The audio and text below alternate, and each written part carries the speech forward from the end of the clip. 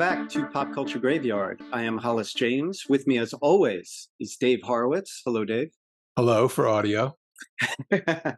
This week, we're going to ease you into SHOCKtober. Woo! With a kinder, gentler, scary film. It's one that the kiddies can enjoy. It is 1993's The Nightmare Before Christmas. It is a Tim Burton film in every possible way it can be a Tim Burton film without having actually been directed by him.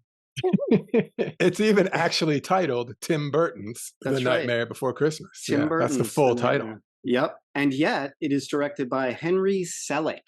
At its core, this movie is all about Jack Skellington, the Pumpkin King, who is so good at his job of scaring people every Halloween that he is bored out of his mind with his own talents, and he wishes to take over as Santa Claus, which he calls Sandy Claus, and he winds up being an accidental Grinch who stole Christmas. That's pretty good. Yeah, I didn't think of that.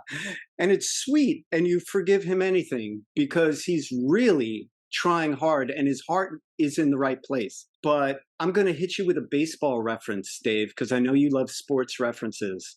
I'm all about it. From Yankee great Dave Winfield, you can't get rich playing another man's game. I'm familiar with Winfield, actually. There it is. I recognize his name. See that? All a guy has to do is play 20 years for Dave to recognize. So, first of all, before we get into the film, just so people know where we stand, are you, or would you consider yourself a Tim Burton fan? Oh, I thought you were going to ask me if I was a Winfield or Bo Jackson fan. Because they're from two very different schools. They are. And yeah. See, you're talking to me, so what constitutes Tim Burton? Sorry. Well, my favorite Tim Burton film is Ed Wood. That's top of the heap for me. I've never seen it. He also brought us Beetlejuice. Okay, I enjoyed that. He also brought us Sleepy Hollow. No, I didn't see it. Swing and a Miss. He also brought us Pee-wee's Big Adventure. Oh, well, Pee-wee's Big Adventure and Beetlejuice, I'm a Tim Burton fan. Okay, fair enough. There, I'm in. I love Tim Burton. I love the creatures he creates. I love the world he creates. I love that it is pure escapism. Frankenweenie is a Tim Burton film that I look forward to watching every Halloween. It's very sweet. I can picture that dog when you say it. And yeah. That dog is adorable. Yeah. It's adorable. And there is a dog in this, Zero, which reminds me of the relationship that he had in Frankenweenie. And he probably did this because he wasn't sure he was going to be able to remake Frankenweenie because it was an early short film he made when he was getting his career started. So he used a lot of those elements. There's a really sweet relationship between Zero, the dead dog, and Jack Skellington in this. Yeah, I love how simple Zero is too. Mm-hmm. He's just a little bit like a hint of a dog shape under a sheet. It's adorable. And he's got the Rudolph nose. Which works for, Jack wanting to be Sandy Claus. This is a musical. Chris Sarandon did the voice of Jack Skellington, and Danny Elfman, who wrote all of these songs for this film, did the singing voice for Jack Skellington. And Catherine O'Hara did the voice of Sally. What did you think of the music overall, and what was your favorite song? The music is great. I occasionally was judgmental about the lyrics. Yeah. I didn't feel that it was top tier musical lyrics. But at the same time, I thought he's keeping it simple for kids. But musically, it is superb. In fact, I've listened to it more than I've watched it. Oh, interesting. When the Christmas music is getting too much, Chrissy and I will put this on the old Victrola. On the hi-fi? Yeah, we'll put it on the hi-fi. Yeah. Does Elfman work with Burton on a regular basis? Or it seems like they would, like some kind of like spooky twins kind of. Yeah, he for sure worked with him several times. Yeah, that makes sense. And Elfman, I would say, is the audio equivalent of Tim Burton visually. So it's really like a hand in glove. Danny Elfman, of course, was the leader of Oingo Boingo. Who I saw live. Did you? That's awesome. Yeah. Mhm. back in like their heyday of the I wouldn't say 80s, heyday, it was 90s. late. It was, they were the warm up for, ZZ Top, They and opened for ZZ Top. I know, it was very strange. It was That very is strange. bizarre.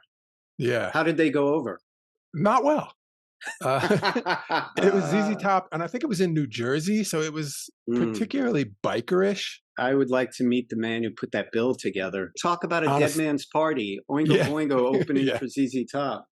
yeah. Wow. I remember this specifically because I had on a pair of very loud Jams because I Oh, was at a I remember late them. I I used to had wear my jams with my Shams shirt. Shams the Baron? The same. Yeah, yeah. So I was wearing these, like, pink paisley Jams and a Fred Flintstone University T-shirt, and F you.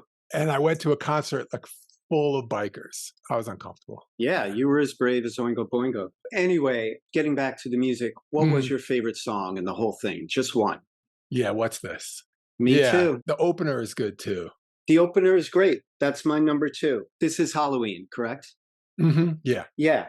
And then third, a distant third or fourth would be like, I like the Kidnap song that the little trick-or-treaters are singing while they're Those are my kidnapping. favorite guys, Lock, Oh, Stock, we'll and talk Barrel about or them. something. Yeah, yeah, yeah. Yeah, and Making Christmas, only Mhm, because it's all the members of Halloween Town super excited that they're making Christmas in their mhm, own ridiculously scary way, and they yeah, really think they're nailing it. And so it's mhm. cute, but like, what's this is Broadway show quality. If every song measured up or came close to Right. "What's This?", you could write a 3-hour song called "What's This?" It's Oh yeah. like, "Oh, I love it. What's next? What's next?" Jack Skellington goes to, the Rock and Roll Hall of Fame. "What's this? What's this? A demon on guitars. What's this? What's this? These spiders are from Mars." I mean, Ah. No, yeah. it's good. And I think also because What's This is so good, and because This is Halloween is so good, all the other songs pale by comparison because those Yeah, are that's so true. inspired. Also, the music that loses me tends to be the speak singing that happens in a lot of musicals. I kind Mhm. of am like, make it a song or let them talk. That in Right. between ground, as someone who's not a big musical guy, is when Yeah. it kind of loses me a little, but I don't want to split hairs. It's entertaining all the way through. And I love the melancholy Sally songs Mhm. Catherine O'Hara Yeah. sings, just gorgeous, heartbreaking tones. Yeah, her Um, voice is perfect for it, and hers may be the best voice delivery of all in the film. It's easy enough to be the I keep saying easy. Let me go on record as saying I don't think any of this is easy. I just sort of mean easier than something else, but to be the Pumpkin King and Jack, yeah, but to yeah. be Sally is harder. It's smaller, so it's more difficult. She was Yeah, and created. She's oh, not even, yeah, yeah. she was created by Dr. Finkelstein. Who scares me? Finkelstein. I guess it's supposed to have the Stein of Frankenstein. Yeah, I make him sound like just a Jewish doctor and a really good zip code. Yeah.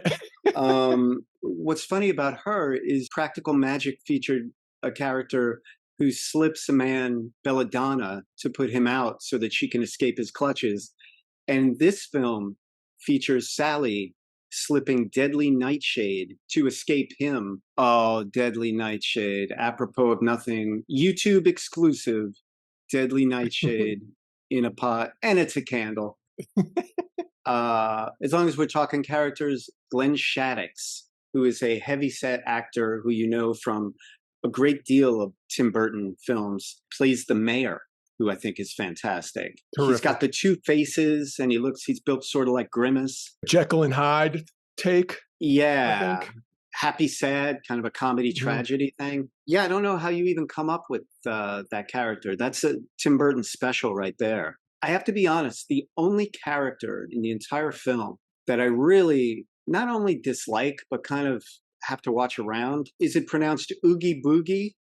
Oogie Boogie. Oogie Boogie? The Yeah. Bogeyman or Boogeyman? It's not because of how scary he is. You just he rubs you the wrong way. I don't find him scary. I find him confusing as well. Like the idea is to scare people.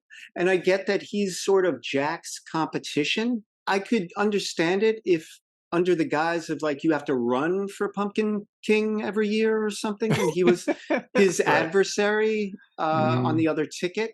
But I just don't understand his place in that world. He's out of place in that world. We're introduced to 20 monsters less than halfway through the film, Right. and then suddenly there's this new monster who is these monsters take each other apart, put each other back together again. Look, my head comes off. Look, I Yeah. use my removed limbs to do things. And then this guy comes along and says, I'm going to rip you apart and chop you in a little. It's like, yeah, well, we do that all the time over there and we do it without being jerks. Yeah. Could He's his out of thing be place. that he actually kills people? Could he actually take it too far? I personally find him scary for that reason. He seems like he's not in on the Halloween Town joke.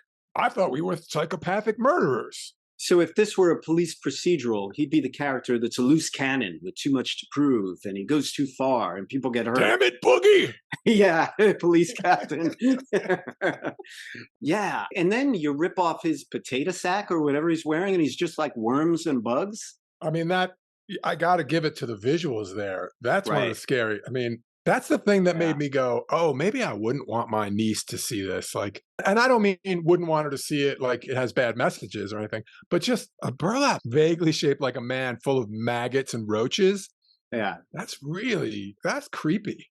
Yeah. What does he say? My bugs, my bugs. My bugs. Yeah. Yeah, yeah. I also don't love it. There's like an extra layer where he has a gambling addiction. Yeah. He's And got a it's like monkey on his back. the scene happens on a giant roulette wheel, and there's I Yeah. get it that he has a You know, gambling I theme. it seems like it was retconned in there after they did a first pass on the script, and they were like, "We got to set up his downfall," and they wanted that whole roulette wheel sequence, so they Mhm. kind of went through it again and put in a gambling addiction. But I it's like all of a sudden I'm watching Leaving Las Vegas. I could see them saying before Oogie Boogie even exists, saying, "Well, if Jack's not the bad guy and Santa's not the bad guy, who's the bad guy?" That's it. And someone saying, "Okay, one bad guy coming up." And to that, I would say you didn't necessarily need a bad guy. Santa is the bad guy to Jack's misunderstanding, and Jack's the bad guy to Santa misunderstand. And then they realize that they can be happy together. I was just going to say that when Jack is giving instructions to the trick or treaters, and first of all, why does Halloween Town need trick or treaters? No, they're supposed to deliver I mean, it's actually it's not well worked out because Yeah, Santa delivers Christmas to, let's say, our realm, to the humans' realm. Jack Skellington and his people just seem to put on their own Halloween every year. They don't like deliver it to the earthly realm. that's so bizarre. You They're, know what? they're We're going to get into the physics of this and the universe created. But I don't know. I just didn't understand. Halloween Town's finest trick or treaters, and then he gives them their marching orders to kidnap Santa, and he's like, "Leave that no account Oogie Boogie out of this." You're right. They created a bad guy just so I think the Jack bad wouldn't guy be the came bad after guy. the fact. Yeah. Yeah, it seems that way. And do I have to bring up that the only bad guy in this entire flick then voiced by a person of color, Yes. if not Yeah. supposed to be? He's got that New Orleans Yeah. drawl. He's got right. He's sung by Ken Page, who did Ain't Misbehavin' and Cats. Okay. That is Broadway legend territory. Mhm. But that song grates on my nerves every time I watch it. I Horrible. dislike it. And it's not Ken Page's fault. He knocks that song out of the park. The song itself is grating. Well, we're in agreement. We don't like Oogie Boogie. You're not supposed to like the burlap sack full of bugs. And we didn't. Right. So that works.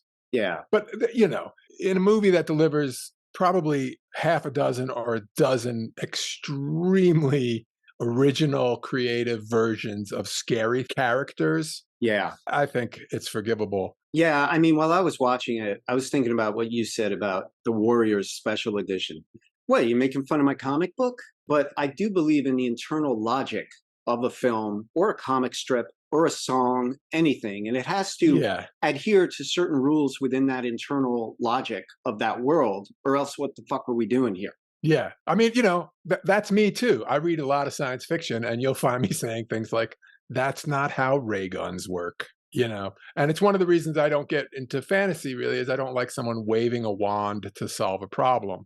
But I did, before we got here, I did say to myself, it will be fun when Hollis says, there's one thing in this movie that does not work, or there is a plot flaw in Yeah.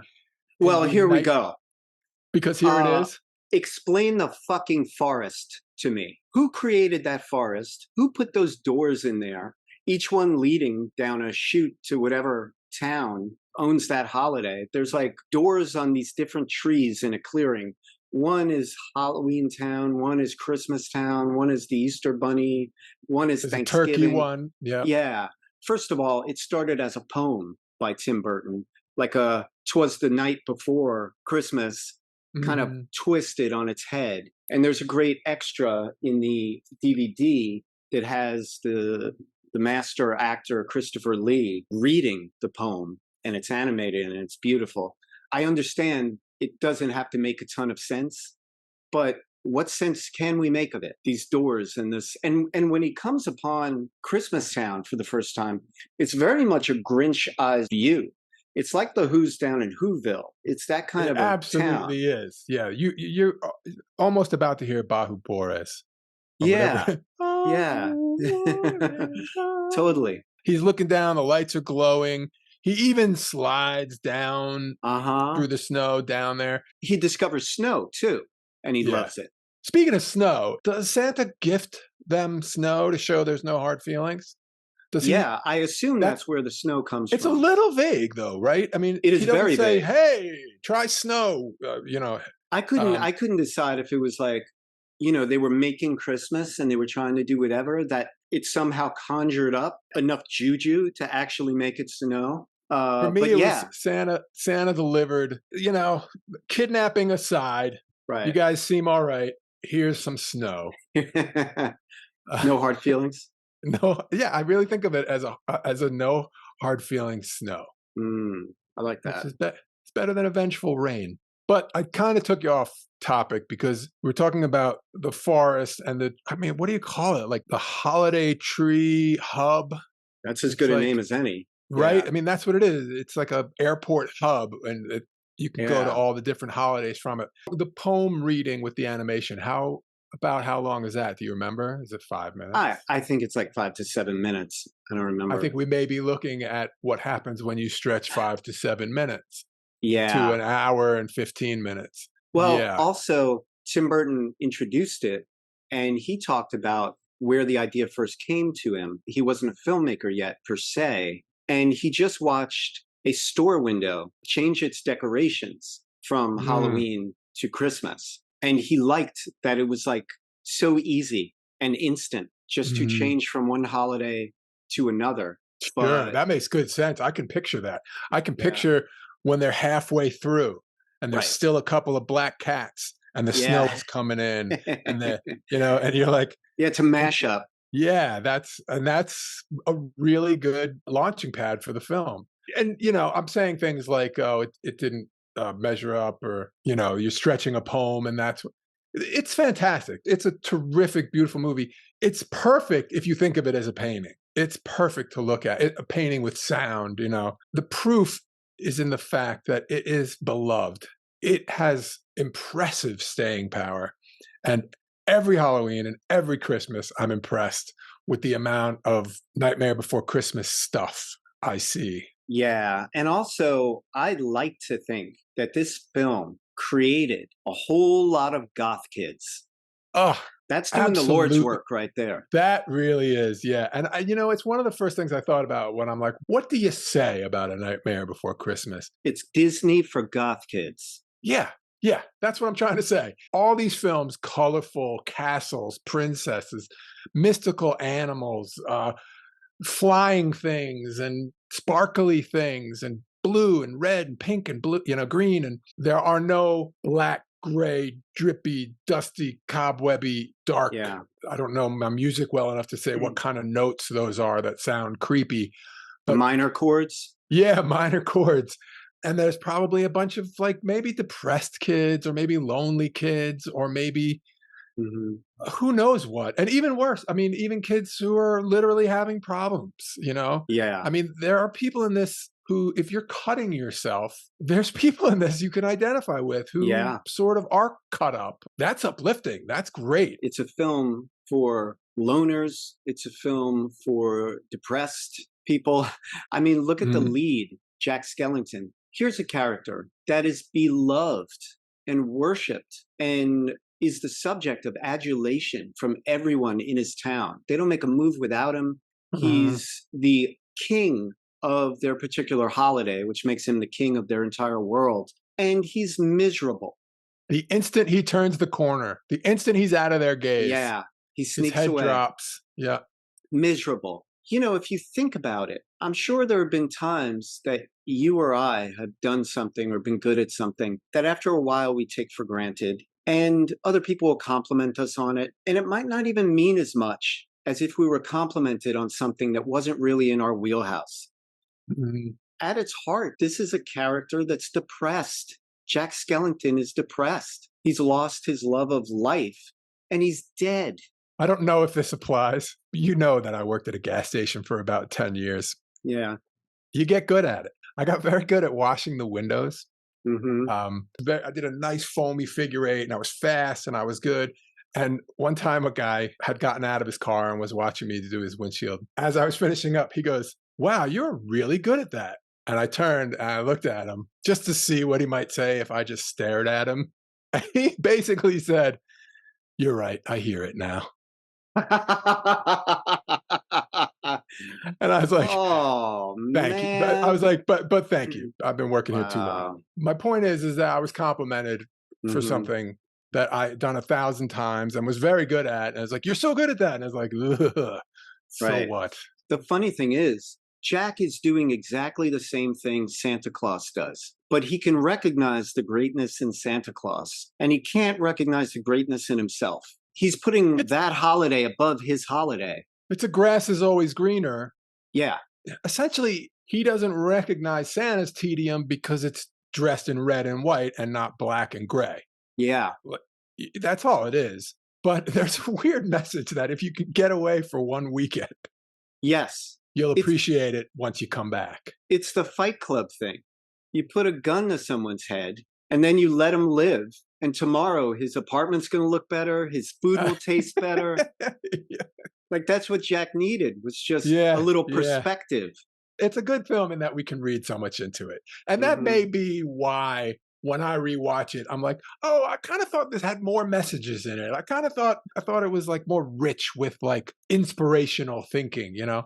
Right. But maybe it's not unlike Hello Kitty with the missing mouth. They say Hello Kitty was so popular because you couldn't read her emotions, so you could always assume she felt how you felt. Maybe Nightmare Before Christmas has enough vagueness. People can imbue it with their own lessons and things like that. Because I'm about to add another lesson that probably wasn't necessarily intentional. But not only is Jack Skellington, does he have a better outlook on what he does for a living after having botched Christmas, Hmm. he's also full of ideas. That might be actually useful that while he was away, he's like, oh, I suddenly have a few dozen more ways of scaring people.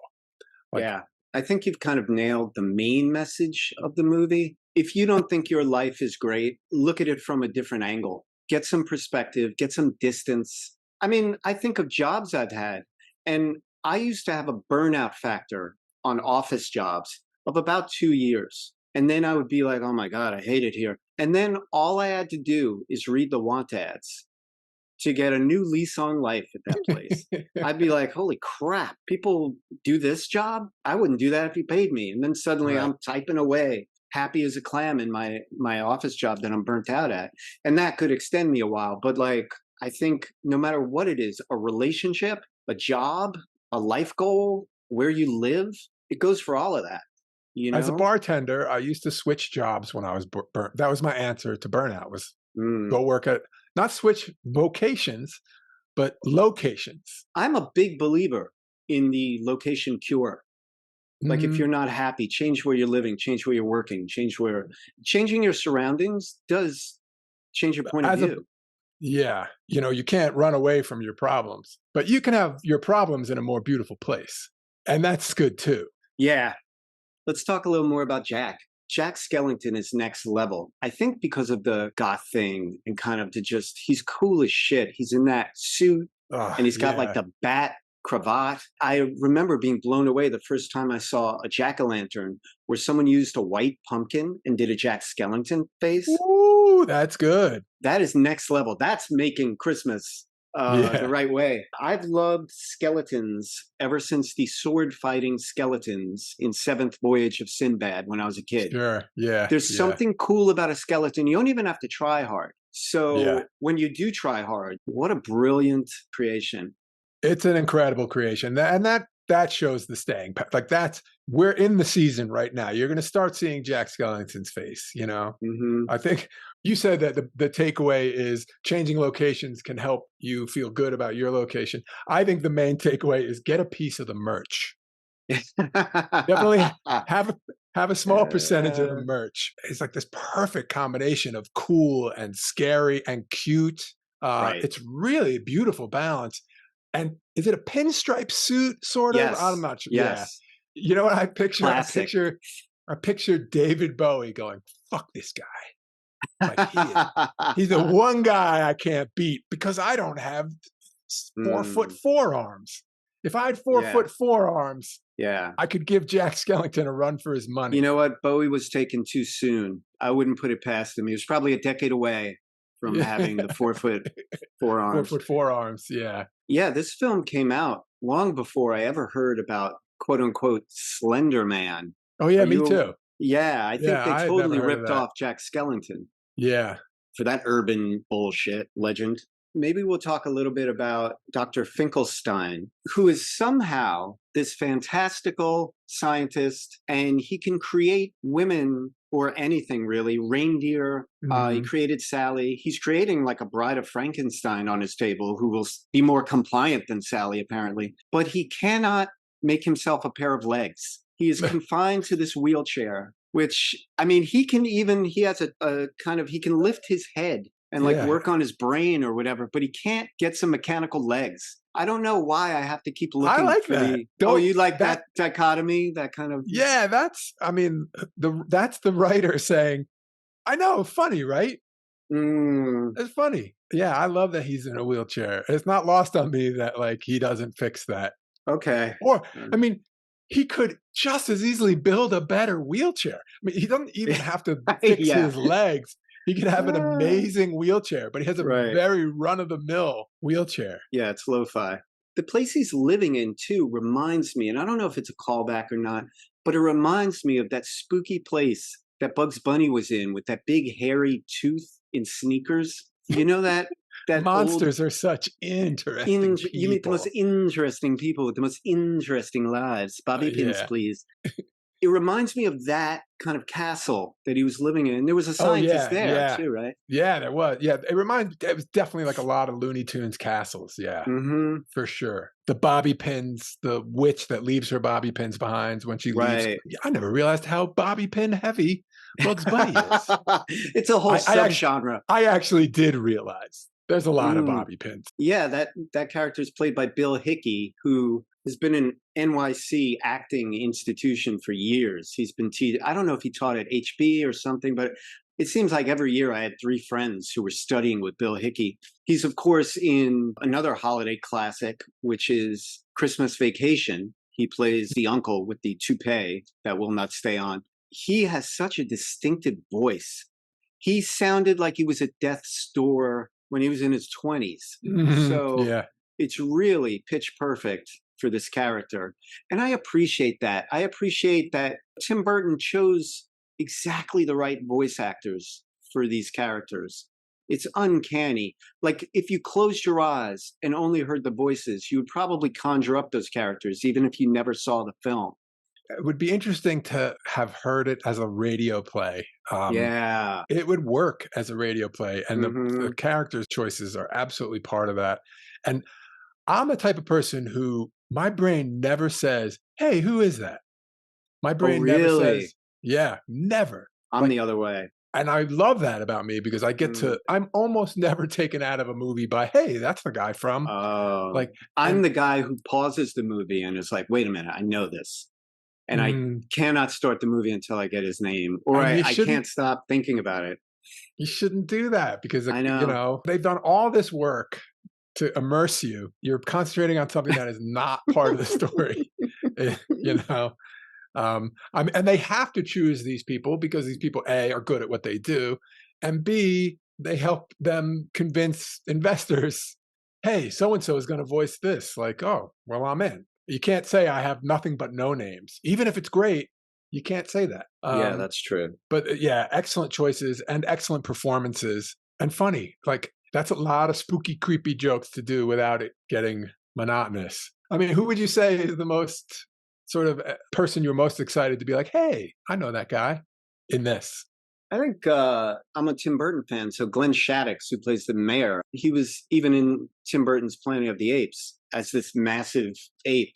He's brilliant. He has one of my favorite lines in the entire film, where he's like, "We used to lose ourselves for days in the rainforest," and it's Oh, just this that's lovely that's sonorous amazing. voice. It's so nostalgic, and so.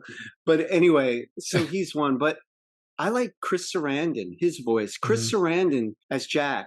He's in one of my favorite scary movies that I ever saw in the movie theater upon release, which is Fright Night. He plays Okay, I remember he that. plays the vampire, and he's wonderful. He's like sexy, he's scary, he's funny. He's all of these things simultaneously. He's got such a great voice. There's a storytelling voice that melodic, and it was Hmm. you know they tell a story. It feels like the voice is traveling around in the story. Probably not easy to do. Certainly not easy to do in multiple takes. And again, I've said it. There's a lot of impressive voice acting.